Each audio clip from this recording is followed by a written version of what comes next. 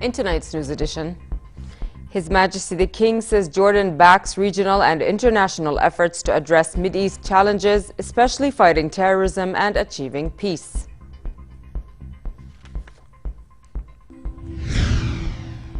Major powers and Iran report progress as they try to agree on a preliminary accord on curbing Iran's nuclear program, but the talks hit an impasse over details.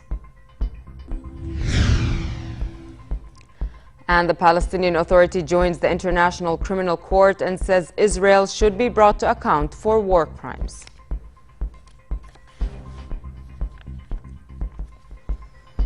Good evening and welcome to the news at 10. His Majesty the King welcomed at Al Husseiniya Palace Italian Minister of Foreign Affairs and International Cooperation, Paolo Gentiloni, to discuss regional ties and conditions. The King said Jordan is willing to promote ties with Italy at all levels as part of the Kingdom's effort for an advanced partnership with the European Union.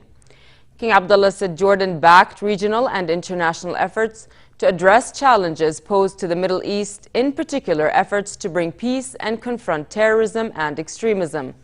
His Majesty noted the key role Italy and the European Union could play towards achieving peace and security and sparing the region more chaos and conflict. Talks also tackled the Syrian crisis and the ongoing conflict in Yemen and Libya.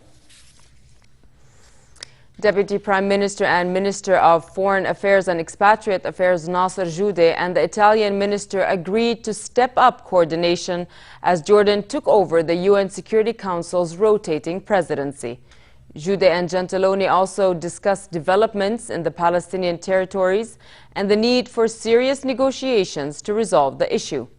Judeh told a joint press conference with Gentiloni that Italy is a friendly country with investments in Jordan's various sectors, including universities and the water sector. He said Jordan's participation in the Expo 2015, which will be held in Milan next month, will be an opportunity to further bolster economic and trade ties.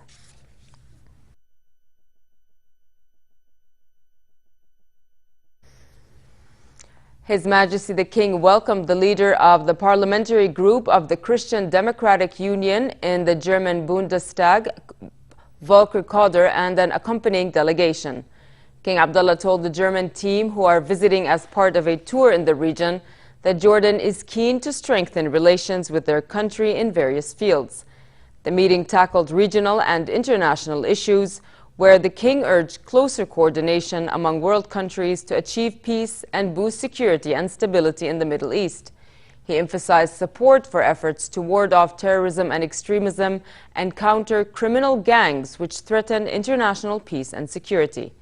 The King also stressed the promotion of common values between peoples and religions and to build bridges of understanding and coexistence among them.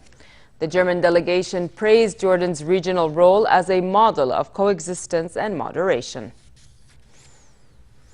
Foreign Minister Nasser Judeh also met Volker Koder, leader of the parliamentary group of the Christian Democratic Union in the German Bundestag, and an accompanying delegation. The meeting dealt with Jordanian-German ties and developments in the Palestinian territories, Syria, Yemen, and Iraq, as well as efforts to achieve peace and stability in the region. They also talked about the fight against violence and extremism, which threatens the region and the world. Koder said Jordan is a key player in the quest to achieve regional peace and stability. Prime Minister Abdullah Mansour returned home after heading Jordan's delegation to the 3rd International Humanitarian Pledging Conference for Syria, which was held in Kuwait. The conference saw the participation of delegations representing 78 countries and about 40 international organizations. Jordan launched an appeal to the international community to finance the Jordan Response Plan 2015 to deal with the Syrian crisis. The plan needs an estimated fund of $3 billion. In a speech to donors meeting, Mansour said that Jordan response plan had set forth the burdens being borne by Jordan and evaluated the needs of both refugees and hosting communities alike. He said Jordan had become the third largest host country for refugees worldwide. Contributions made by countries and donors who participated in the conference have reached nearly $4 billion to support the humanitarian situation in Syria. Also in Kuwait, Mansour met Kuwait's Emir Sheikh Sabah Al-Ahmad Al-Jaber Al-Sabah and his Kuwaiti counterpart Sheikh Jaber Al-Mubarak Al-Sabah to thank the Gulf state for its aid to Jordan. He also had meetings with heads of delegations and organizations taking part in the conference. Jordan is the UN Security Council's president for the month of April.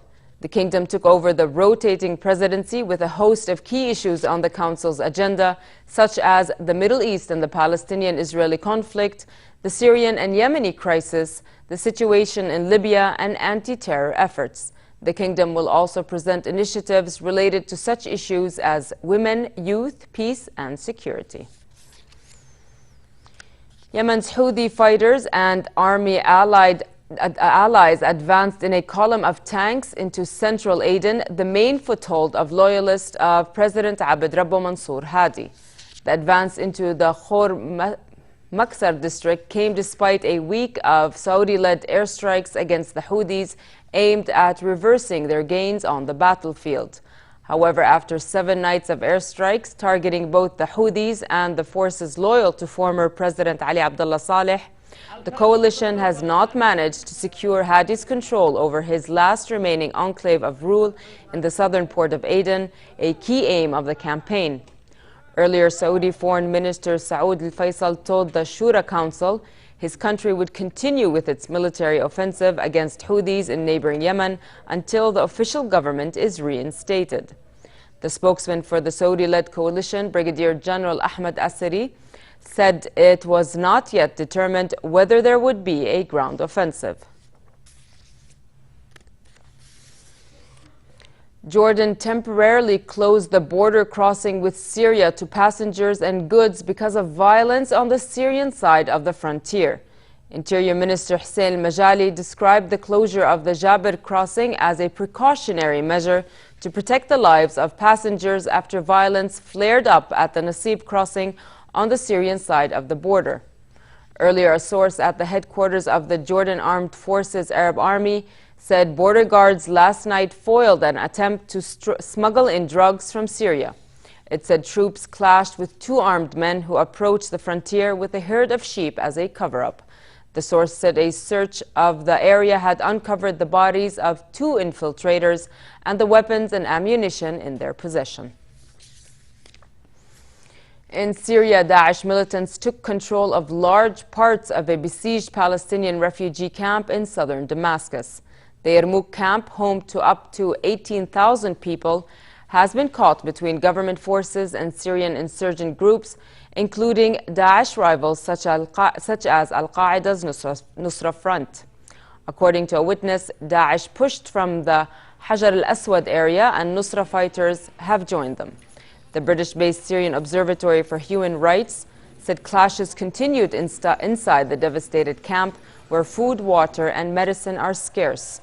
The observatory said Daesh controlled some of the main streets in the camp.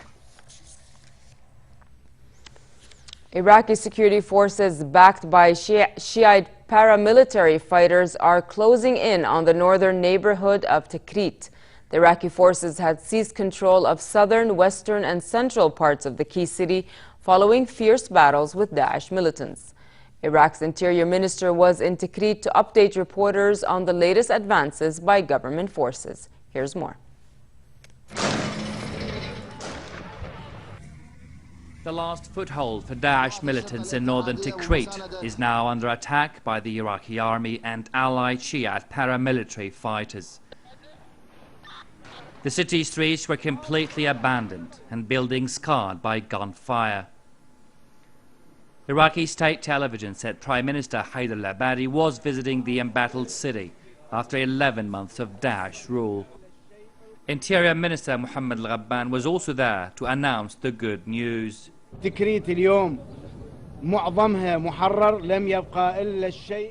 Interior Minister says, today most of Tikrit is liberated. Only a small part remains to be cleared. We will give you the good news in the next few hours after eliminating the remaining pockets of resistance in the city. But as the pro-government forces navigated the devastated city, they remain vulnerable to ambushes and booby traps. The militants are deadly, and Iraqi officials consider them expert urban guerrilla fighters, boasting snipers and adept at rigging streets and buildings with explosives. Yesterday, Iraqi security forces and Shiite fighters seized control of western and southern Tikrit and reached the center of the city. The troops were in control of the governor's headquarters and the main hospital. Government forces and their allied fighters have been in a month-long offensive to retake Tikrit, which became a bastion for Daesh, whose combat capabilities have been weakened by the US-led strikes. Radab Tush for the news at 10. The Palestinian Authority has officially become the 123rd member of the International Criminal Court, a move deeply opposed by Israel. Joining the world's permanent war crimes tribunal at The Hague is a major step that could move the decades-long conflict with Israel into a courtroom. From April 1st, the court will have automatic jurisdiction over any crimes committed in the territory of the Palestinian Authority or by its citizens. It has also already received permission to make a preliminary examination of events since June 13, 2014, shortly before Israel began a military offensive in Gaza. Accession to the court is part of the Palestinians' campaign to win global recognition of statehood. But Israel called it a unilateral move, warning it could damage prospects for a negotiated solution to the decade-old conflict. Palestinian official Saab Ariqat said Israel should be held accountable for war crimes. The court had already begun a preliminary examination, and we hope that those who are trying to pressure Palestine not to make referrals to the court, we are the victims here. They should go to the criminals and ask them to stop committing crimes. Settlement activities, dictations, demolishing of homes, the continuation of occupation are all war crimes, and Israel will be held accountable. The White House said it has not received tangible, specific commitments from Iran over its nuclear capabilities. The statement came as international negotiations for a political framework for such an agreement continued past its Tuesday deadline. As the talks struggled, Israel said a new air defense system it is developing in partnership with the United States has passed advanced tests. That puts it on course for possible deployment by next year. Here's an update on the marathon nuclear talks. Progress in talks on Iran's nuclear program, but no deal yet. Major powers and Iran were reported closer to a preliminary accord on reining in Tehran's nuclear program. The marathon talks taking place in the Swiss city of Lausanne ran into one more day after yesterday's deadline, but they hit an impasse over key details such as the lifting of UN sanctions and Iran's future atomic research. The negotiators ended a crucial round of talks in the early morning hours with an air of chaos, disunity, and discord as delegations scrambled to get contradictory viewpoints across. German Chancellor Angela Merkel expressed hope that compromise could be found later in the day. Merkel said all sides had made a lot of progress, but such negotiations only come to an end if there is agreement on all points. But French Foreign Minister Laurent Fabius said the talks were not sufficiently advanced to ensure a quick conclusion. Russian Foreign Minister Sergei Lavrov said negotiators had reached a general accord on all key aspects, while his Iranian counterpart Javad Zarif said a draft agreement could be prepared today. Israeli Prime Minister Benjamin Netanyahu used the opportunity to call for a better deal. A better deal would significantly roll back Iran's nuclear infrastructure. A better deal would link the eventual lifting of the restrictions on Iran's nuclear program to a change in Iran's behavior. Netanyahu made the comments before meeting the Speaker of the U.S. House of Representatives, John Boehner, a leading Republican and strong critic of the White House's policy on Iran. The six powers, the United States, Britain, France, Germany, Russia, and China, aim to stop Iran from gaining the capacity to develop a nuclear bomb in exchange for easing international sanctions that are crippling its economy. Iran says its nuclear program is peaceful. Hiba Al-Atoum for the news at 10. Nigeria's newly elected President Muhammadu Buhari vowed his government would spare no effort to defeat Boko Haram militant group. Buhari spoke a day after becoming the first politician in Nigeria's history to remove a sitting leader at the ballot box. He congratulated outgoing President Goodluck Jonathan for peacefully relinquishing power. In an unprecedented step, Jonathan phoned Buhari to concede defeat and urged his supporters to accept the result. Buhari took 15.4 million votes to Jonathan's 13.3 million, a margin enough to prevent any challenge. The election result is a signal of deepening democracy in Africa's most populous nation that few had expected. The outcome of the election itself served as a good anticlimax to the expectations of violence, predictions everywhere that after 2015 Nigeria will no longer be. So we're happy that indeed the victory has brought peace to Nigeria, has brought joy. And I think that the general should learn the lesson that he is a president of the Federal Republic of Nigeria, not a president of ex-generals, not a president of Muslims, not a president of Northerners, not a president of Christians, not a president of Southerners. And I think that's the lesson that he should learn from the victory, because all Nigerians now united and gave him their mandate. Misao Okawa, a Japanese woman believed to be the world's oldest person, died at the age of 117 today. She celebrated her 117th birthday just weeks ago on March 5th. Japanese media said she died of old age in a nursing home in the western Japanese city of Osaka, and that she had never had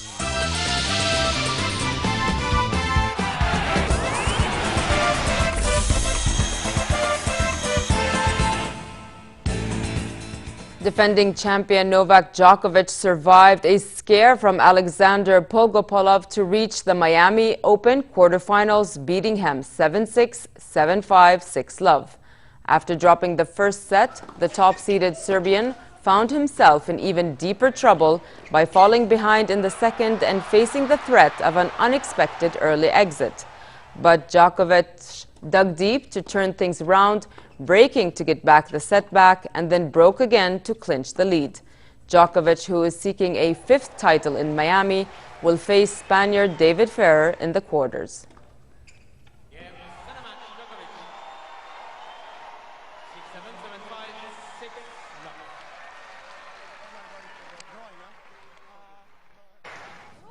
Earlier in the same tournament, Andy Murray won the 500th match of his career after beating Kevin Anderson 6-4, 3-6, 6-3 to move into the quarterfinals for the fourth straight year.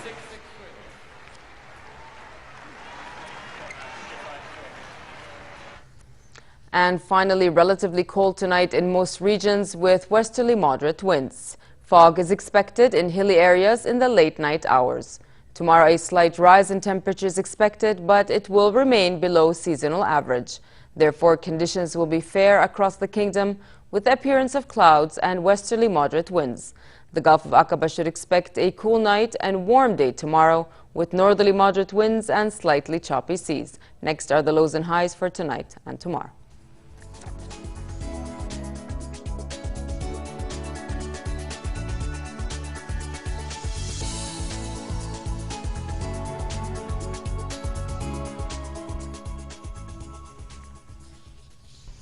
To end the news, here's a reminder of our top stories.